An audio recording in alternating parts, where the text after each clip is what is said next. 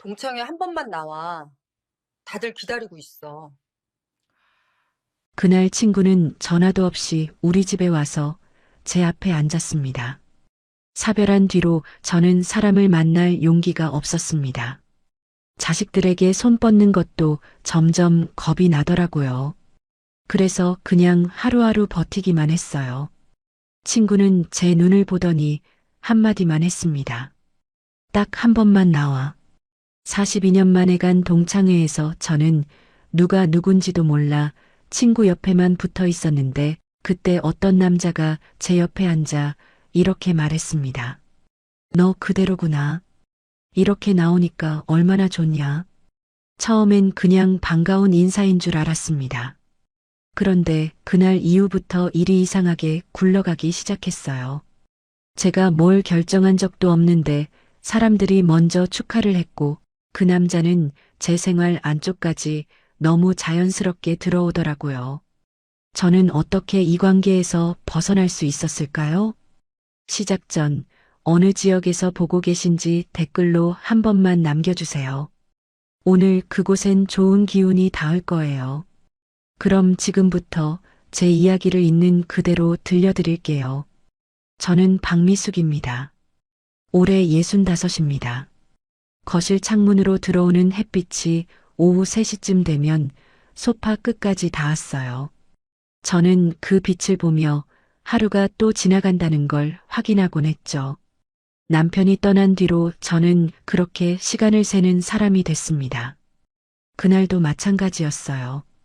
휴대폰을 들고 딸 지연에게 메시지를 쓰다 지웠습니다. 통화 가능하니? 한 줄이었는데 보내지 못하더라고요. 딸도 바쁘고 저도 뭐라 말할 자신이 없었어요. 그냥 혼잣말처럼 툭 내뱉었습니다. 힘들게 키워도 다들 자기 삶이 먼저더라. 화면을 끄고 소파에 앉아 있는데 누가 초인종을 눌렀어요. 택배도 아니고 누굴까 싶어 문을 열었더니 친구 선영이 서 있었습니다. 전화도 없이 온 거였어요. 들어가도 돼? 묻긴 물었지만 이미 신발을 벗고 있더라고요. 저는 당황해서 거실로 안내했고 선영은 제 맞은편에 앉았습니다. 차를 권하기도 전에 선영이 말을 시작했어요. 동창회 한 번만 나와. 다들 기다리고 있어. 저는 고개를 저었습니다. 나 그런데 못 가. 선영은 제 말을 끊지 않았어요. 그냥 가만히 제 얼굴을 보고 있더라고요. 그 시선이 무겁게 느껴졌습니다. 딱 한 번만. 너 지금 이대로 있으면 더 못 나와. 선영의 목소리가 차분했던 게 오히려 더 단단하게 들렸어요. 저는 대답을 못하고 손만 만지작거렸습니다. 나가고 싶은 마음이 없진 않았지만 사람들 앞에 서는 게 두려웠어요. 오래 혼자 있다 보니 제 모습이 어색하게 느껴지더라고요. 한 번만, 나 옆에 있을게. 선영이 그렇게 말하니까 거절할 이유가 없어지는 것 같았습니다. 그래서 저는 고개를 끄덕였어요. 그럼 한 번만. 동창회는 2주일 뒤였습니다. 그 사이 저는 뭘 입고 나갈지, 머리는 어떻게 할지 계속 생각했어요. 결국 제일 무난한 옷을 골랐고 거울 앞에서 몇 번이나 확인했습니다. 나가기 직전까지도 마음이 불안했어요. 식당 문을 열고 들어서는데 이미 사람들이 많이 와 있었습니다. 저는 누가 누군지 얼굴을 거의 몰랐어요. 43년 만이었으니까요. 선영 손을 꽉 잡고 테이블로 걸어갔습니다. 자리에 앉으려는데 어떤 남자가 제 옆으로 왔어요. 키가 크고 얼굴이 환한 사람이었는데 저는 누군지 몰랐습니다. 그런데 그 남자는 저를 아는 것처럼 자연스럽게 옆에 앉더라고요. 미수가, 너 그대로구나. 이렇게 나오니까 얼마나 좋냐. 반말이었어요. 친한 사이였나 싶어 저도 어색하게 웃었습니다. 그런데 웃으면서도 이상한 기분이 들었어요. 반가움보다는 제가 이미 정해진 사람 같은 느낌이 스쳤습니다. 나 오정훈이야. 기억 안 나? 우리 같은 반이었잖아. 저는 기억을 더듬어 봤지만 잘 떠오르지 않았어요. 그냥 고개를 끄덕이며 넘어갔습니다. 아, 그랬구나. 정우는 계속 제 옆에서 말을 걸었어요. 학창 시절 얘기, 요즘 뭐하고 사는지, 자식은 어떤지. 저는 짧게 대답했고, 정우는 제 대답을 듣는지 안 듣는지 계속 자기 얘기를 이어갔습니다. 나 여기 동창회 회장이야. 요즘 사람들 잘 안 나오는데 내가 나와줘서 정말 좋다. 회장이라는 말에 저는 조금 긴장했어요. 괜히 신뢰가 될까봐 더 조심스러워졌습니다. 정우는 그런 제 모습을 보면서 웃더라고요. 식사가 시작되고 사람들이 이야기를 나눴어요. 저는 거의 듣기만 했습니다. 가끔 누가 제게 질문을 하면 짧게 답했고 나머지 시간은 그냥 조용히 있었어요. 그런데 자꾸 시선이 느껴졌습니다. 정훈이 제 쪽을 보고 있었어요. 말을 걸진 않았지만 계속 신경 쓰는 게 느껴졌습니다. 저는 불편해서 선영 쪽으로 몸을 기울였어요. 모임이 끝날 즈음 누군가가 단체 사진을 찍자고 했습니다. 사람들이 자리에서 일어나 뒤쪽으로 모였어요. 저도 따라 일어났는데 정훈이 제 팔을 살짝 잡더라고요. 미수가 여기서 내 옆에. 저는 어쩔 수 없이 정훈 옆에 섰습니다. 사진을 찍는데 사람들이 웃으면서 뭐라고 하는 게 들렸어요. 회장님이 미숙이 챙기네. 같은 말들이었습니다. 저는 얼굴이 뜨거워졌어요. 아무것도 아닌데 괜히 오해받는 것 같았습니다. 사진을 찍고 나서 선영에게 작게 물었어요. 저 사람 누구야? 나한테 왜 저래? 선영이 웃으며 대답했습니다. 정훈이, 회장이잖아. 원래 사람 잘 챙겨. 신경 쓰지 마. 그 말을 듣고 나니 조금 안심이 됐어요. 그냥 친절한 사람인가 보다 생각했습니다. 하지만 집에 돌아오는 길에도 계속 정훈의 말투가 머릿속에 맴돌았어요. 너 그대로구나. 그 한마디가 자꾸 걸렸습니다. 현관문을 열고 들어와 불을 켰어요. 조용한 집이었습니다. 신발을 벗고 거실에 앉아 오늘 일을 되짚어 봤어요. 사람들 얼굴, 식당 분위기, 정훈의 목소리. 그날 내가 뭘 말한 것도 아닌데 왜 사람들은 벌써 무언가를 확정하려는 표정이었을까요? 첫 동창회 이후로 석 달 동안 2주일에 한 번씩 모임이 있었어요. 선영이 미리 연락을 줬고 저는 빠지지 않고 나갔습니다. 처음엔 의무감 같은 게 있었는데 나가다 보니 조금씩 익숙해지더라고요. 두 번째 모임 때였습니다. 식당에 도착했는데 정훈이 이미 와서 기다리고 있었어요. 제가 들어서자 손을 들어 자리를 가리켰습니다. 여기 앉아. 저는 그쪽으로 갔고 자연스럽게 정훈 옆에 앉게 됐어요. 선영도 제 옆에 앉았습니다.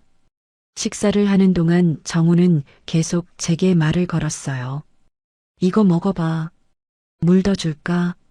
작은 것들이었지만 자꾸 신경을 쓰더라고요. 세 번째 모임에서도 똑같았습니다. 정훈이 제 자리를 먼저 잡아뒀어요. 그때부터 사람들이 장난처럼 말하기 시작했습니다. 회장님이 미숙이 챙기네. 둘이 잘 어울리는데? 저는 웃으며 손을 저었어요. 그냥 넘어가려 했습니다. 하지만 자리 배치는 계속 똑같았어요. 정훈 옆, 선영 옆. 그 구도가 습관처럼 고정되기 시작했습니다. 모임이 끝나고 집으로 돌아오는 날이었어요. 휴대폰이 울렸습니다. 정훈이었어요. 미수가 집 들어갔어? 저는 약간 놀랐습니다.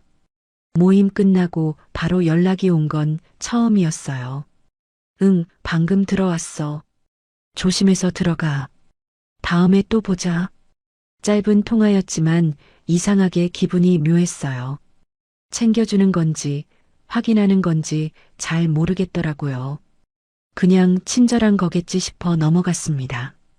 그런데 다음 날도 연락이 왔어요. 오늘 시간 돼? 커피 한 잔 어때? 저는 잠깐 망설였습니다.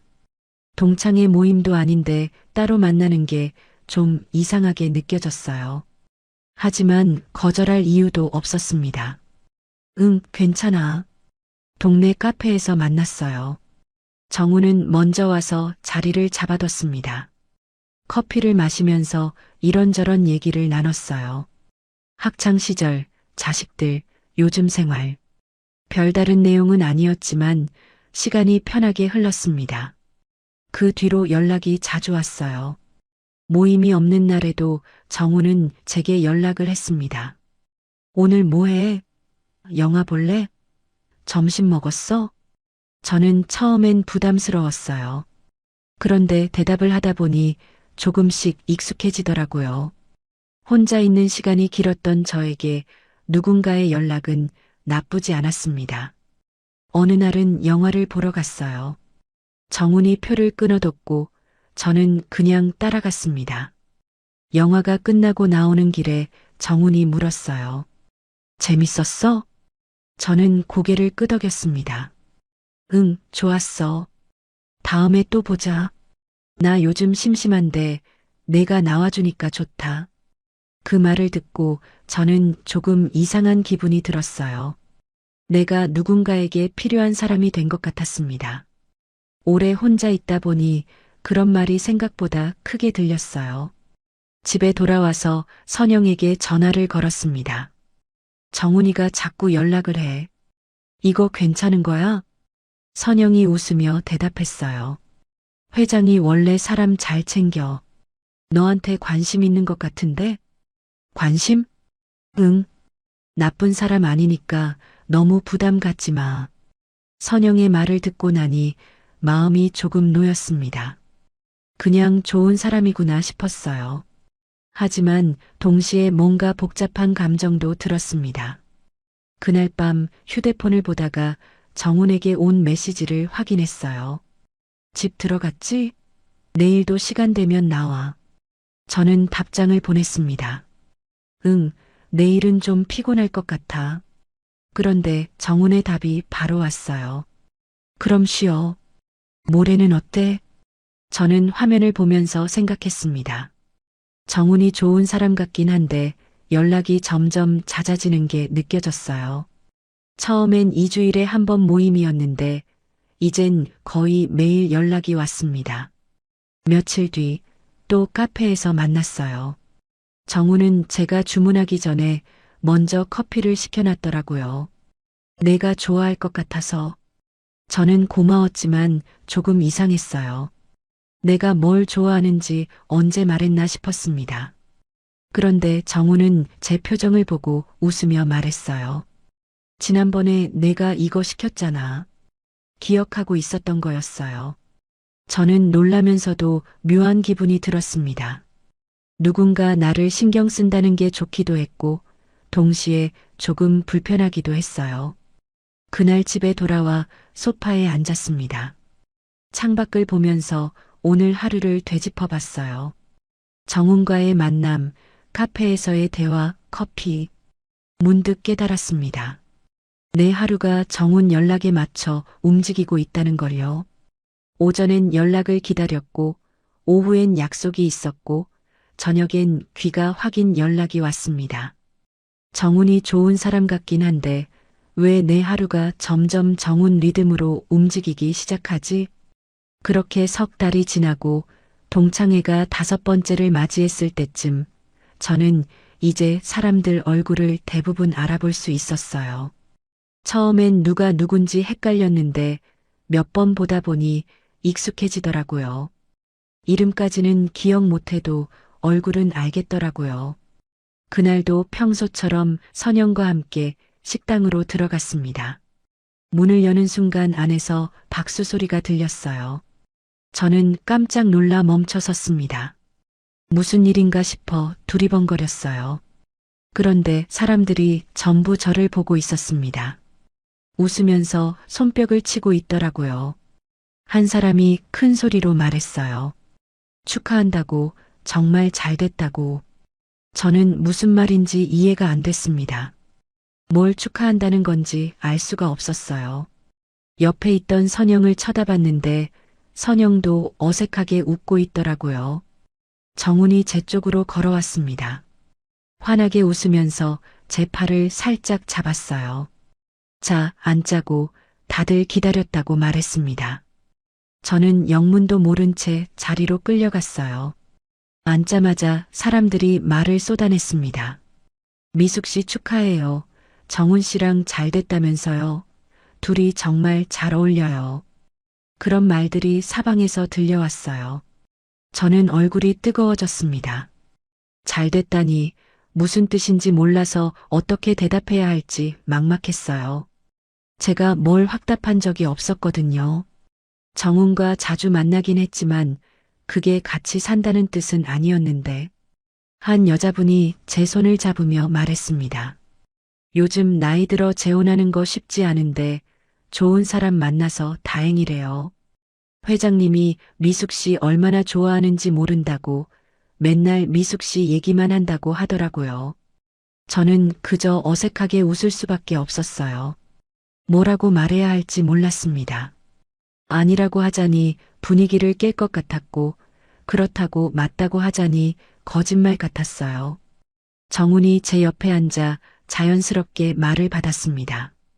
우리 미숙이가 잘 결정했다고 자기도 오래 혼자 있었는데 이제 좋은 사람 만나서 정말 다행이라고 했어요. 제 어깨에 손까지 올렸습니다. 저는 그 손의 무게가 무겁게 느껴졌어요. 내가 언제 결정했나 싶었습니다. 정훈과 자주 만난 건 사실이지만 재혼을 결심한 적은 없었어요.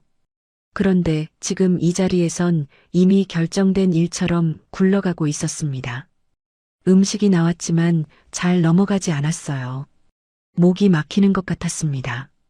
사람들은 계속 축하한다는 말을 했고 정훈은 연신 고맙다며 웃었어요. 저는 젓가락을 놓고 화장실에 가야겠다고 말했습니다. 자리에서 일어나 복도로 나왔어요. 숨을 크게 들이쉬었습니다. 답답했던 가슴이 조금 풀리는 것 같았어요. 뒤에서 선영이 따라왔습니다. 미수가 괜찮냐고 물었어요. 저는 선영을 돌아보며 물었습니다. 선영아, 저 사람들이 왜 저렇게 말하는 거냐고. 나는 아무 말도 안 했다고. 선영이 잠깐 말을 멈췄습니다. 그러더니 조용히 대답했어요. 정훈이가 너랑 같이 산다고 말했다고. 지난주 회장 모임에서 그렇게 얘기했다고 하더라고요. 저는 귀를 의심했습니다. 뭐라고 같이 산다고? 나는 그런 말 한 적 없는데? 목소리가 떨렸어요. 선영이 제 팔을 잡았습니다. 그럼 지금 저기 가서 아니라고 말해. 할 수 있냐고 물었어요. 사람들 앞에서 다 잘못됐다고, 오해라고 말할 수 있냐고. 저는 입을 다물었습니다. 할 수 없었어요. 저기 돌아가서 모든 사람 앞에서 아니라고 말하는 장면이 머릿속에 그려졌습니다. 그럼 저는 이상한 사람이 되는 거였어요. 사람들을 헷갈리게 한 사람, 분위기를 깬 사람, 정훈을 난처하게 만든 사람. 선영이 한숨을 쉬었습니다. 미수가 정훈이가 나쁜 사람 아니잖아. 너도 요즘 좋아 보였는데 뭐가 문제야? 그렇게 물었어요. 저는 대답할 수 없었습니다. 선영의 말이 틀린 건 아니었어요. 정훈이 나쁜 사람은 아니었고 혼자 있을 때보다 사람들과 어울리는 게 나쁘진 않았습니다. 하지만 그게 같이 산다는 뜻은 아니었는데 그 말을 어떻게 설명해야 할지 몰랐어요. 화장실 거울 앞에 섰습니다. 세면대에 손을 짚고 제 얼굴을 봤어요. 창백한 얼굴이었습니다. 어떻게 이렇게 됐을까 싶었어요. 내가 선택한 게 아니라 다른 사람들이 먼저 정해버린 느낌이 들었습니다. 한참을 서 있다가 다시 식당으로 돌아갔습니다. 자리에 앉았을 때 정훈이 물었어요. 괜찮냐고, 어디 아프냐고. 저는 고개를 저었습니다. 괜찮다고 말했어요. 식사가 계속됐습니다. 사람들은 여전히 축하한다는 말을 했고 저는 그저 웃기만 했어요. 거절하는 게 왜 이렇게 어려운지 알 수가 없었습니다. 모임이 끝나고 정훈이 저를 집까지 바래다 준다고 했습니다. 차에 탔어요. 한동안 아무 말이 없었습니다. 창밖 풍경만 지나갔어요. 정훈이 먼저 입을 열었습니다. 미수가 오늘 다들 축하해줘서 좋지? 웃으면서 말했어요. 저는 창밖을 보며 대답했습니다. 근데 나 그런 말 한 적 없는데. 정훈이 웃었습니다. 뭘 그렇게 따지냐고, 우리 요즘 잘 지내잖냐고, 자연스럽게 된 거라고 했어요. 자연스럽게요? 제가 되물었습니다. 그렇지. 너도 혼자고 나도 혼자니까 같이 사는 게 당연한 거 아니냐고 정훈이 말했어요. 마치 정해진 수순인 것처럼 말하더라고요. 저는 할 말이 없었습니다. 정훈의 말이 완전히 틀린 건 아니었어요. 저도 혼자였고 외로웠던 건 사실이었으니까요. 하지만 뭔가 이상했습니다. 내가 동의하지 않았는데 일이 벌써 정해진 것 같았어요. 집 앞에 도착했습니다. 차에서 내리려는데 정훈이 제 손을 잡았어요. 미수가 우리 잘해보자. 내가 잘할게. 그렇게 말했습니다. 저는 고개를 끄덕이고 차에서 내렸어요. 현관문을 열고 들어가 불을 켰습니다. 조용한 집이었어요. 소파에 앉아 오늘 있었던 일을 되짚어 봤습니다. 며칠이 지났습니다. 정훈에게서 연락이 왔어요. 시간 되냐고 만나서 얘기할 게 있다고 했습니다. 저는 나갔고 동네 카페에서 만났어요. 정훈은 이미 자리에 앉아 있었습니다. 커피를 시켜뒀더라고요. 제가 좋아하는 걸로요. 앉자마자 정훈이 말했습니다. 미수가 우리 신고만 하고 같이 살자. 신고요? 저는 당황했어요. 그래, 결혼식은 무슨 우리 나이에 그런 거 할 필요 있어? 신고만 하면 되지. 정훈이 당연하다는 듯이 말했습니다. 저는 커피잔을 들었다 놓았습니다. 근데 그건 좀 생각을 해봐야 그렇게 말하려 했어요. 정훈이 제 말을 끊었습니다. 생각은 충분히 했지. 우리 요즘 계속 만났잖아. 나랑 살면 편해. 너 혼자잖아. 그 말이 제 가슴을 찔렀습니다. 맞아요. 저는 혼자였어요. 남편이 떠난 뒤로 몇 년을 혼자 살았습니다. 자식들도 바쁘고 친구도 많지 않았어요. 정훈이랑 있으면 외롭지 않은 건 사실이었습니다. 근데 저는 말을 이어가려 했어요. 뭐가 걱정이야? 내가 잘해줄게. 너도 알잖아. 정훈이 제 손을 잡았습니다. 따뜻한 손이었어요. 저는 그 손을 빼지 못했습니다. 거절하면 뭐라고 설명해야 할지 막막했어요. 싫은 건 아닌데 좋은 것도 확실하지 않았습니다. 그냥 모든 게 너무 빨리 진행되는 것 같았어요. 집에 돌아와서도 계속 생각했습니다. 정훈의 말이 머릿속을 맴돌았어요. 너 혼자잖아. 그 말이 자꾸 들렸습니다. 맞는 말이었어요. 저는 혼자였고 앞으로도 혼자일 거였습니다. 며칠 뒤 정훈이 다시 연락했습니다. 신고하러 가자고 오늘 시간 되냐고 물었어요. 저는 또 망설였지만 결국 나갔습니다. 거절할 이유를 찾지 못했어요. 아니, 거절하는 게 더 이상한 것처럼 느껴졌습니다.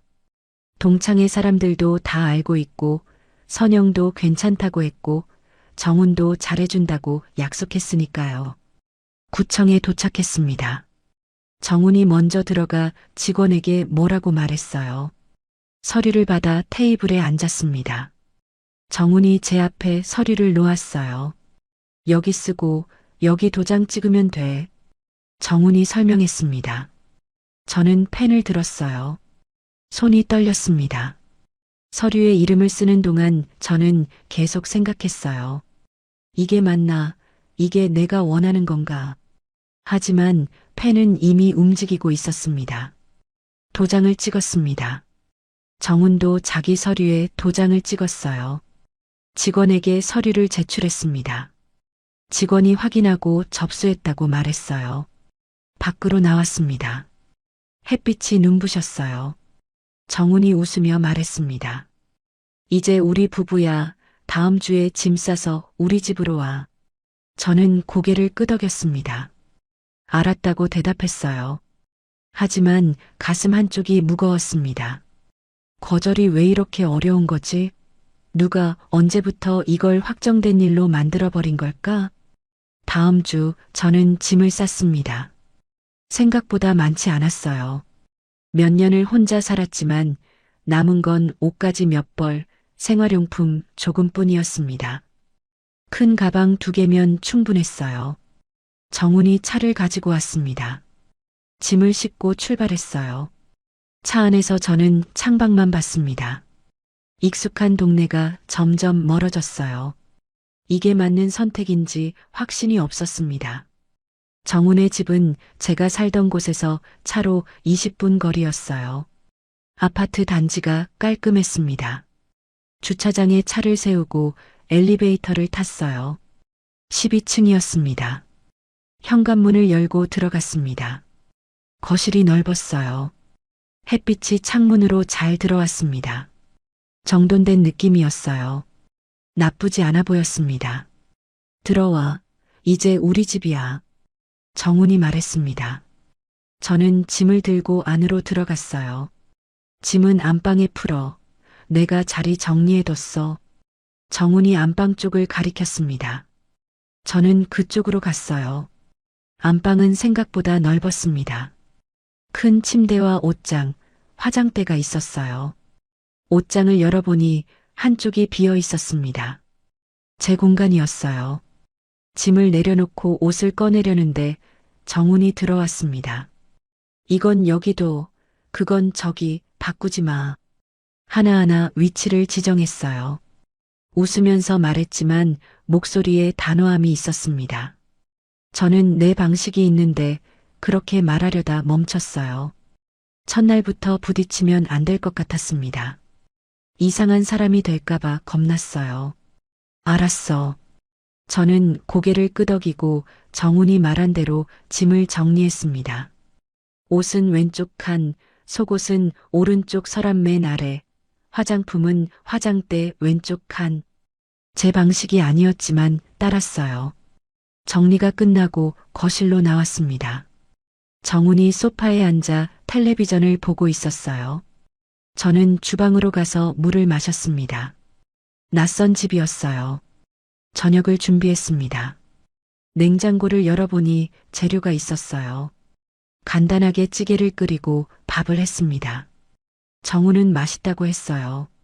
많이 해달라고 했습니다. 며칠이 지났습니다. 저는 정훈의 집 생활에 적응하려 노력했어요. 아침 일찍 일어나 밥을 하고 설거지를 하고 청소를 했습니다. 정훈은 만족스러운 표정이었어요. 잘한다고 역시 내가 있으니 좋다고 말했습니다. 사흘째 되던 날 오후였습니다. 저는 잠깐 바람 쐬러 나가고 싶었어요. 집에만 있으니 답답했습니다. 신발을 신고 현관문 손잡이를 잡았어요. 그런데 거실에서 정훈이 물었습니다. 어딜 가? 저는 돌아봤습니다. 응? 잠깐 산책하려고. 정훈이 소파에서 일어났어요. 나한테 먼저 말하고 나가. 저는 당황했습니다. 말하고 나가요? 그래, 어디 가는지는 알아야지. 정훈이 현관으로 걸어왔습니다. 그냥 바람 쐬려는 건데 저는 어색하게 웃었어요. 그럼 나도 같이 가. 정훈이 재킷을 입기 시작했습니다. 아니, 혼자 잠깐만. 저는 말했어요. 같이 가는 게 좋지. 나도 나갈 겸. 정훈은 신발을 신었습니다. 결국 저는 정훈과 함께 나갔어요. 아파트 단지를 걸었습니다. 혼자 걷고 싶었는데 옆에 정훈이 있으니 불편했어요. 정훈은 계속 말을 걸었습니다. 날씨가 좋다. 여기 공기가 좋다. 저기 꽃이 예쁘다. 저는 대답했지만 마음이 편하지 않았어요. 제 속도로 걸을 수가 없었습니다. 정훈의 보폭에 맞춰야 했어요. 집으로 돌아오는 길에 저는 깨달았습니다. 동행이 배려가 아니라 감시처럼 느껴진다는 걸요. 정우는 제가 어디 가는지 항상 알고 싶어 하는 것 같았습니다. 일주일쯤 지났을 때 선영에게서 연락이 왔어요. 미수가 오랜만에 우리끼리 밥 먹자. 보고 싶다. 저는 반가웠습니다. 그래, 좋아. 약속 날 저는 외출 준비를 했어요. 옷을 갈아입고 화장을 했습니다. 현관으로 가는데 정훈이 물었어요. 어디가? 선영이랑 밥 먹으러. 저는 대답했습니다. 선영이? 어디서 먹는데? 정훈이 텔레비전에서 눈을 떼지 않고 물었어요. 동네 식당. 저는 신발을 신었습니다. 그래, 다녀와. 몇 시에 돌아와? 정훈이 물었어요. 저는 시간을 말했습니다. 정훈은 알았다고 했어요. 별일 아닌 것 같았지만 뭔가 이상했습니다. 허락을 받는 느낌이었어요. 선영과 식사를 했습니다. 오랜만에 편하게 얘기를 나눴어요. 웃기도 하고 옛날 얘기도 했습니다. 시간 가는 줄 몰랐어요. 집에 돌아왔을 때 정훈이 거실에 앉아 있었습니다. 왔어? 누구 만났어? 선영이. 저는 신발을 벗으며 대답했어요. 선영이만? 정훈이 물었습니다. 응. 저는 가방을 소파에 놓았어요. 무슨 얘기했어? 정훈이 제 쪽을 봤습니다. 저는 그날 나눈 대화를 간단히 설명했어요. 선영이 요즘 어떻게 지내는지, 자식들은 어떤지, 그런 얘기들이었습니다. 정우는 고개를 끄덕이며 들었어요. 설명을 하면서 저는 깨달았습니다. 지금 나는 대화가 아니라 보고를 하고 있다는 걸요. 정훈이 묻고 제가 답하고 정훈이 확인하는 구조였어요. 며칠 뒤 동창회 모임이 있었습니다. 정훈과 함께 갔어요. 식당에 도착하니 사람들이 반겼습니다. 미숙 씨 왔네. 요즘 어때요? 그런 인사들을 했어요. 저는 자리에 앉아 조용히 있었습니다. 음식이 나오고 사람들이 이야기를 나눴어요. 누군가 제게 물었습니다. 미숙 씨, 요즘 어떻게 지내세요? 제가 입을 열려는데 정훈이 먼저 말했습니다. 우리 집사람 잘 지내지. 내가 잘 챙기고 있어. 웃으면서 말했어요. 저는 입을 다물었습니다. 제가 대답할 차례였는데 정훈이 가로챘어요. 사람들은 정훈의 말만 듣고 고개를 끄덕였습니다. 잘 됐네요. 회장님이 잘 챙기시나 봐요. 조금 뒤에 또 다른 사람이 물었어요. 미숙 씨는 요즘 뭐 하세요? 정훈이 또 대답했습니다. 우리 사람이 집에서 쉬면서 잘 지내고 있어. 편하게 있으라고 했어. 저는 가만히 앉아 있었어요. 말할 틈이 없었습니다. 아니, 말해도 소용없을 것 같았어요. 정훈이 제 입을 대신하고 있었습니다. 우리 집사람, 우리 사람. 그 말들이 계속 들렸어요. 집에 돌아와 침대에 누웠습니다. 정훈은 샤워를 하러 갔어요. 저는 천장을 보며 오늘 있었던 일을 떠올렸습니다. 제가 한 말이 하나도 없었어요. 며칠 뒤였습니다. 저는 휴대폰으로 날씨를 검색하려 했어요. 내일 뭘 입을지 고민하고 있었습니다. 그런데 정훈이 다가왔어요. 뭐 찾아? 정훈이 물었습니다. 날씨 좀 보려고. 저는 대답했어요. 내가 할게, 줘. 정훈이 손을 내밀었습니다.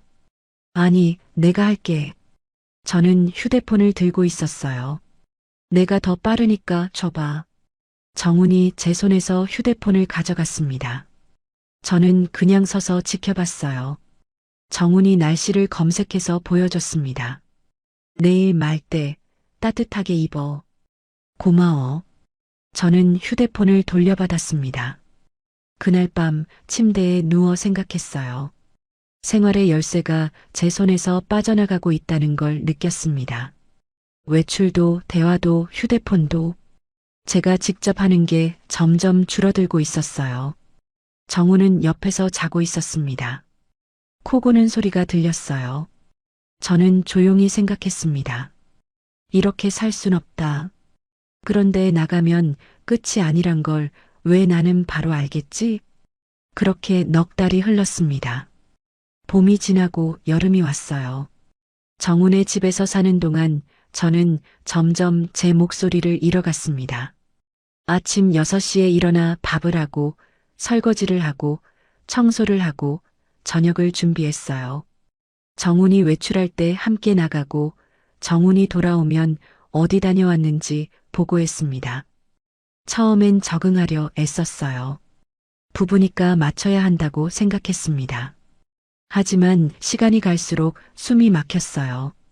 제가 하고 싶은 게 뭔지, 먹고 싶은 게 뭔지, 입고 싶은 게 뭔지 점점 모르게 되더라고요.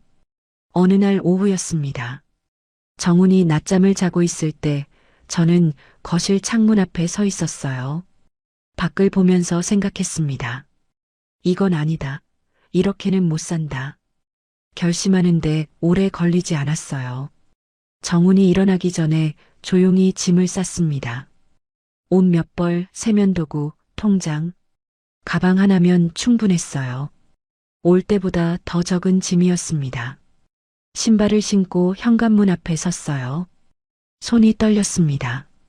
문고리를 잡으려는데 정훈이 방에서 나오는 소리가 들렸어요. 뭐해? 정훈이 잠긴 목소리로 물었습니다. 저는 돌아보지 않고 말했어요.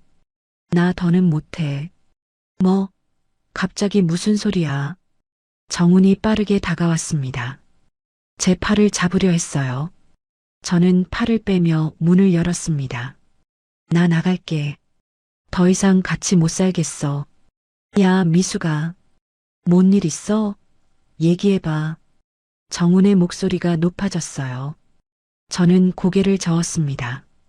얘기할 거 없어. 그냥 나갈게. 문을 열고 복도로 나왔어요. 정훈이 뒤따라 나왔지만 저는 걸음을 멈추지 않았습니다. 야, 박미숙. 어디 가는 거야? 정훈이 소리쳤어요. 복도에 메아리 쳤습니다. 저는 엘리베이터 버튼을 눌렀어요. 다행히 바로 문이 열렸습니다. 들어가서 닫힌 버튼을 눌렀어요. 정훈이 달려왔지만 문이 닫혔습니다. 엘리베이터가 내려가는 동안 저는 거울에 비친 제 얼굴을 봤어요. 창백했습니다. 손은 여전히 떨리고 있었어요. 로비를 지나 밖으로 나왔습니다. 햇빛이 눈부셨어요. 어디로 가야 할지 몰랐습니다. 일단 걸었어요. 아파트 단지를 벗어나 큰 길로 나왔습니다. 휴대폰으로 모텔을 검색했어요. 가까운 곳을 찾아 지도를 따라 걸었습니다. 15분쯤 걸었을까 작은 모텔이 나타났어요. 프런트에서 방을 잡았습니다. 얼마나 묵을 거냐고 물어서 일주일이라고 대답했어요. 사실 며칠인지 몰랐습니다. 일단 일주일이라도 있어야 생각을 정리할 수 있을 것 같았어요. 3층 방이었습니다. 문을 열고 들어가 가방을 내려놓았어요. 좁은 방이었지만 제 공간 같았습니다. 침대에 앉아 깊게 숨을 쉬었어요. 떨렸습니다. 잘한 건지 모르겠었지만 더는 그곳에 있을 수 없었어요. 가슴이 답답했던 게 조금 풀리는 것 같았습니다. 휴대폰이 울렸어요. 정훈이었습니다. 받지 않았어요. 또 울렸습니다. 계속 울렸어요. 진동이 침대 위에서 덜컹거렸습니다. 저는 휴대폰을 무음으로 바꿨어요. 화면에 부재중 전화가 쌓여갔습니다. 10통, 20통, 문자도 쏟아졌어요. 어디 갔냐? 왜 이러냐? 돌아와, 얘기하자. 정훈의 문자였습니다. 저는 읽지 않았어요. 읽으면 흔들릴 것 같았습니다. 화면을 끄고 창밖을 봤어요. 저녁 해가 지고 있었습니다. 밤이 됐습니다. 배가 고팠지만 나갈 용기가 없었어요. 편의점도 무서웠습니다. 정훈이 찾아올까 봐요. 그냥 물만 마시고 침대에 누웠습니다. 잠이 오지 않았어요. 천장을 보며 계속 생각했습니다. 내가 지금 뭘 하고 있는 건가? 이게 맞는 건가? 다음 날 아침 조심스럽게 밖으로 나갔습니다. 편의점에서 삼각김밥과 물을 샀어요. 아무도 저를 쫓아오지 않았습니다. 방으로 돌아와 김밥을 먹었어요. 맛이 없었습니다. 휴대폰을 켰습니다. 부재중 전화 50통 넘게, 문자 100개 가까이 왔더라고요. 전부 정훈이었어요. 저는 읽지 않고 다시 껐습니다. 사흘이 지났습니다. 저는 모텔방에서 거의 나가지 않았어요. 하루에 한 번 편의점에 가서 먹을 것을 사고 나머지 시간은 방에 있었습니다. 텔레비전을 켜놨지만 내용이 들어오지 않았어요. 넷째 날 저녁 저는 휴대폰으로 검색을 시작했습니다. 떨리는 손으로 입력했어요. 재혼 후 이혼 절차, 협의 이혼 서류, 이혼 상담. 여러 글을 읽었습니다. 법률 상담 사이트, 블로그, 커뮤니티. 읽으면서 깨달았어요. 나왔다고 끝이 아니라는 걸요. 우리는 부부였습니다. 서류상으로 묶여 있었어요. 구청에 가서 도장 찍고 신고한 부부. 그냥 나온 것만으로는 끊을 수 없었습니다. 이혼을 해야 끊긴다. 저는 그 사실을 받아들였어요. 도망이 아니라 정리가 필요했습니다. 다음 날 아침 저는 법률 상담 전화번호를 찾았습니다. 손이 떨렸지만 전화를 걸었어요. 상담원이 받았습니다. 여자 목소리였어요. 무엇을 도와드릴까요? 상담원이 친절하게 물었습니다. 저는 떨리는 목소리로 말했어요. 이혼 상담 받고 싶은데요. 네, 말씀하세요. 상담원이 대답했습니다. 저는 상황을 설명했어요. 재혼한 지 넉 달 됐고 일주일 전에 집을 나왔고 이혼하고 싶다고.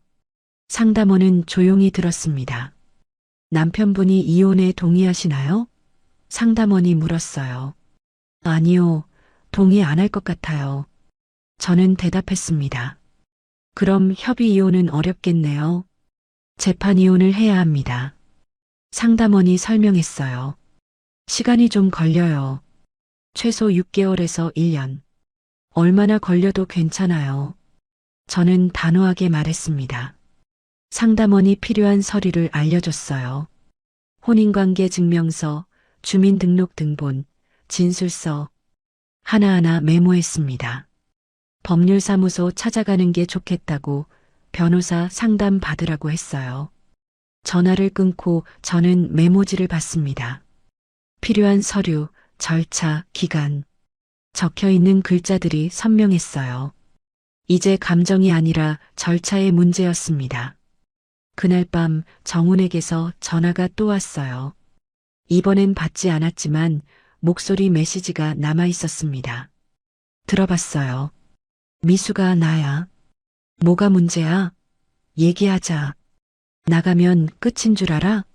우린 부부야. 법적으로 부부라고. 어디 있어? 돌아와. 집에 내 짐 그대로 있어.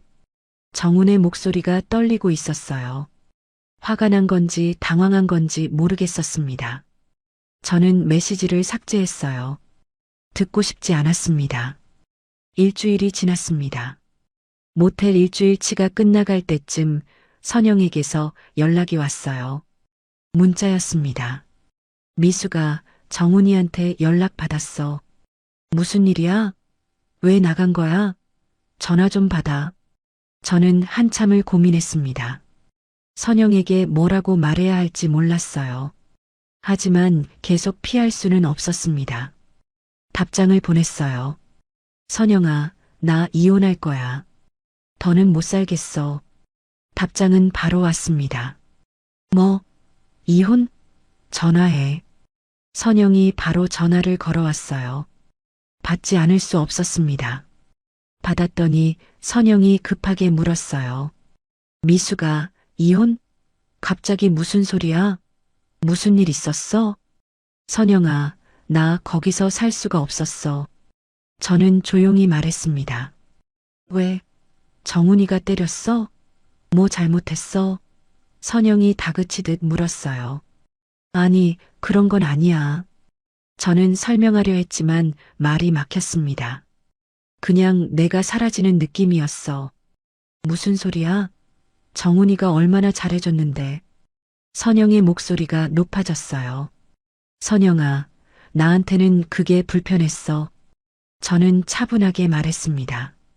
내 얘기를 들어줄래? 선영이 한숨을 쉬었어요. 그래, 말해봐. 저는 넉 달 동안 있었던 일을 설명했습니다. 외출할 때마다 허락받아야 했던 것, 사람들 앞에서 제 입을 대신 막았던 것, 제가 하려는 것마다 정훈이 대신 했던 것. 선영은 들으면서 한숨만 쉬었어요. 이야기가 끝나자 선영이 말했습니다. 미수가 그래도 얘기를 해야지. 부부면 대화를 해야지. 그냥 나오면 어떡해. 선영아, 대화로 안 돼. 나 이미 결정했어. 저는 단호하게 말했습니다. 선영이 또 한숨을 쉬었어요. 미수가 그래도 정리는 해야지. 이혼하려면 정훈이가 동의해야 하잖아. 쉽지 않을 거야. 알아. 그래서 변호사 찾아볼 거야. 저는 대답했습니다. 정말 그렇게까지 할 거야? 선영이 물었어요. 응. 저는 짧게 대답하고 전화를 끊었습니다. 전화를 끊고 나니 마음이 복잡했어요. 선영도 이해 못하는 게 당연했습니다. 폭력도 없고 외도도 없고 큰 싸움도 없었으니까요. 그냥 숨이 막혔다는 말을 어떻게 이해하겠어요. 며칠 뒤 저는 모텔을 나와 좀 더 싼 곳으로 옮겼습니다. 장기 투숙이 가능한 곳이었어요. 한 달치를 미리 냈습니다. 통장에 있던 돈이 빠르게 줄어들었지만 어쩔 수 없었어요. 새 모텔에 짐을 풀고 앉았습니다. 이제 뭘 해야 하나 생각했어요. 변호사를 찾아가야 했습니다. 다음 날 인터넷으로 법률사무소를 검색했어요. 가까운 곳 몇 군데 전화를 걸어 상담 예약을 잡았습니다. 이틀 뒤 오전 10시였어요. 그 이틀 동안 저는 필요한 서류를 준비했습니다. 구청에 가서 혼인관계 증명서와 주민등록 등본을 뗐어요. 손이 떨렸지만 차근차근 했습니다. 약속날 법률사무소를 찾아갔어요. 작은 건물 3층이었습니다. 문을 열고 들어가니 여자 변호사가 앉아 있었어요. 박미숙 씨 맞으시죠? 앉으세요. 변호사가 의자를 가리켰습니다. 저는 앉아서 준비한 서류를 꺼냈어요. 변호사가 서류를 확인하더니 물었습니다. 이혼 사유가 뭔가요? 저는 숨을 크게 들이쉬고 말하기 시작했어요. 재혼한 지 넉 달 됐고 동의 없이 일이 정해졌고 생활이 통제됐고 함께 살 수가 없었다고. 변호사는 메모하며 들었습니다. 폭력이나 외도 같은 명확한 사유는 없으시군요. 변호사가 말했어요. 네, 그런 건 아니에요. 저는 고개를 끄덕였습니다. 그럼 성격 차이나 혼인 관계 파탄을 주장해야 하는데 기간이 짧아서 쉽지 않을 수 있어요. 변호사가 설명했습니다. 얼마나 걸리나요? 제가 물었어요. 협의 이혼이 안 되면 재판 이혼인데 최소 6개월에서 1년은 봐야 해요. 변호사가 대답했습니다. 괜찮아요. 저는 단호하게 말했습니다. 시간이 걸려도 할게요. 변호사가 고개를 끄덕였어요. 알겠습니다. 그럼 이혼 청구서부터 작성하시죠. 서류를 작성하는데 1시간 넘게 걸렸습니다. 이혼 청구서, 진술서. 손이 떨렸지만 차근차근 적어 내려갔어요. 왜 이혼하고 싶은지, 어떤 일들이 있었는지. 다 쓰고 나니 손이 아팠습니다. 하지만 마음은 조금 가벼웠어요. 이제 진짜 시작이라는 생각이 들었습니다. 며칠 뒤 변호사가 연락을 줬어요. 법원에 접수했다고 정훈에게 통지서가 갈 거라고 했습니다. 저는 고맙다고 대답했어요. 그날 밤 정훈에게서 전화가 왔습니다. 이번엔 목소리가 달랐어요. 차분하면서도 차가웠습니다. 받지 않았어요. 문자가 왔습니다. 미수가 법원 통지 받았어. 정말 이렇게까지 할 거야? 한 번만 보자. 저는 손가락을 움직여 답장을 적었습니다. 이번엔 반말이 아니라 존댓말로요. 연락하지 마세요. 서류로 진행하겠습니다. 말투를 바꾼 건 의도적이었어요. 반말로 대답하면 정훈의 리듬에 다시 말려들 것 같았습니다. 존댓말은 선을 긋는 방식이었어요. 정훈의 답이 바로 왔습니다. 야, 미수가. 우리 부부인데 왜 남대하듯 그래? 만나서 얘기하자. 저는 답하지 않았습니다. 더 이상 대화할 게 없었어요. 휴대폰을 내려놓고 창밖을 봤습니다. 어둠이 내려앉고 있었어요. 감정으로는 못 끊는다. 저는 이제 서류로만 가기로 마음먹었습니다. 과연 끝까지 갈 수 있을까요? 집을 나온 지 한 달쯤 지났을 때 딸 지연에게 연락했습니다. 그동안 말하지 못했던 일들을 전부 털어놨어요. 재혼한 것, 넉 달 살다 나온 것, 지금 이혼 진행 중인 것. 휴대폰 너머로 지연이 놀라는 소리가 들렸습니다. 엄마, 왜 진작 말 안 했어? 그렇게 물었어요. 저는 미안하다고 말했습니다. 말하기 어려웠다고, 부끄러웠다고, 딸한테 짐 주기 싫었다고.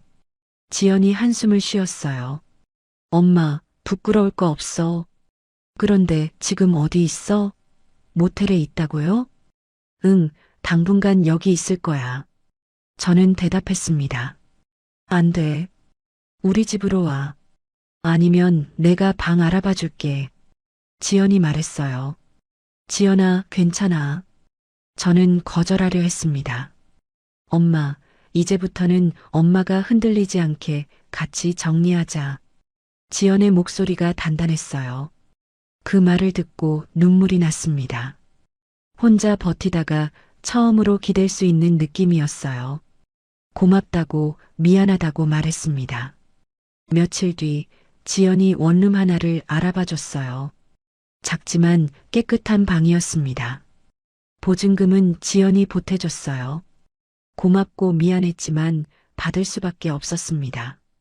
모텔에서 나와 원룸으로 이사했어요.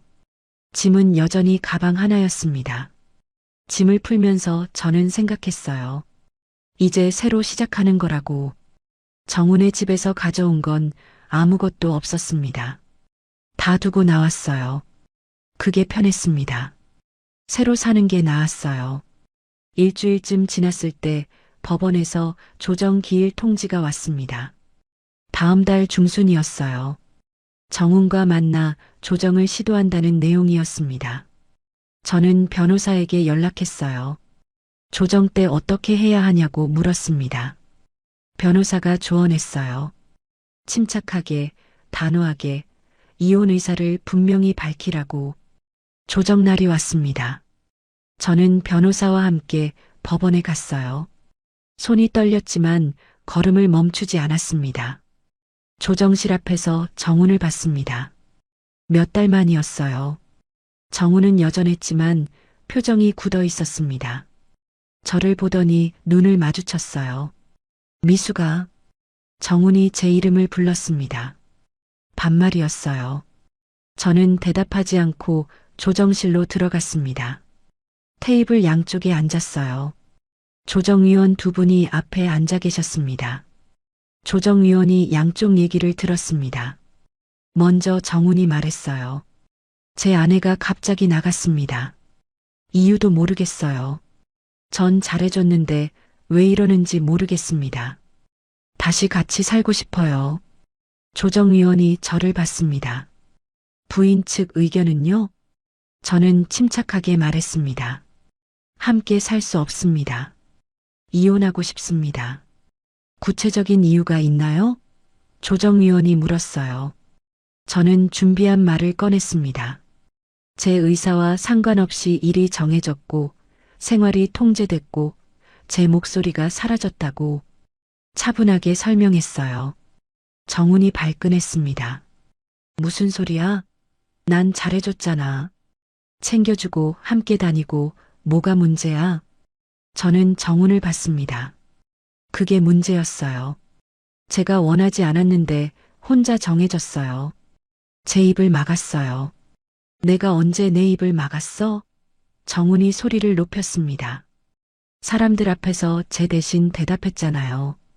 우리 집사람, 우리 사람이라고 하면서 저는 조용히 말했어요. 그게 뭐가 문제야? 부부면 당연한 거 아니야? 정훈이 어이없다는 표정이었습니다. 저한테는 문제였어요. 저는 단호하게 말했습니다.